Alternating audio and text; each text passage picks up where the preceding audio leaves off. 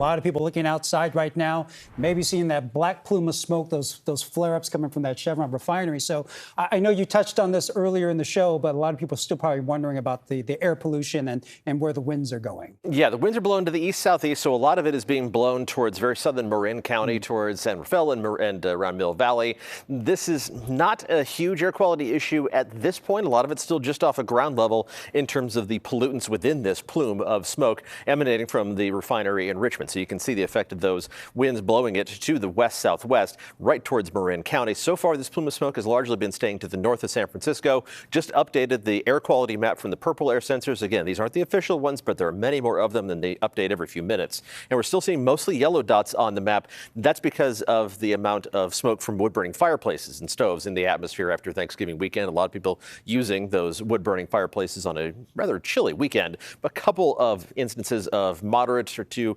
unhealthy for sensitive groups air quality readings here in Marin County. We'll see if there are more of those as we head through the rest of this evening. Let's talk about the big picture weather pattern. We're in for some changes over the next couple of days. First, an increase in cloud cover as the storm system is going to be making its way closer and closer to the coast. That is going to send showers into the Bay Area tomorrow night into at least the first half of Wednesday. And then the forecast is going to be just unsettled as we head through the rest of the work week. Still some lingering showers possible. Let's check it out on Futurecast, and we'll start with the increase in cloud cover that is really going to be most noticeable after the sun comes up tomorrow. But the showers hold off until after sunset. We'll see those first showers making their way into the North Bay late tomorrow evening, with the rain becoming more widespread later on Tuesday night into the first half of Wednesday. Still some showers out there likely for the morning commute on Wednesday. By the time we hit lunchtime, we've largely dried out. We'll see a break in the cloud cover, a break from the rain chances Wednesday afternoon. We should be dry to start the day on Thursday, but then another little ripple in the atmosphere is going to try to send another batch of showers into the Bay Area as we head into Thursday morning and Thursday afternoon. That activity, again, is not likely to result in a whole lot of rain, but we add it up over the next couple of days. And on the low end, well, less than a quarter inch of rain in some of the rain-shadowed spots inland in the East Bay. Generally, a quarter inch to a half inch of rain on a widespread basis for some of the higher elevation spots, picking up a half inch to an inch of total rainfall. While we're waiting for that to arrive, let's take a look at where our high temperatures are going to end up tomorrow. We're going to drop down to the 30s inland tonight with 40s around the Bay, but then we bounce back to about 5 to 7 degrees above average in the Santa Clara Valley, mid to upper 60s there.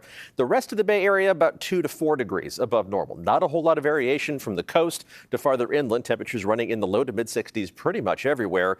Now, as the rain rolls in Tuesday night into Wednesday, that cloud cover on Wednesday is going to have an impact on our temperatures. We're only going to top out mostly in the upper 50s to around 60 degrees, so enjoy the slightly above average temperatures that we have in the forecast for tomorrow. And we should see a nice amount of sunshine for at least the first half of the day before the clouds start to roll in.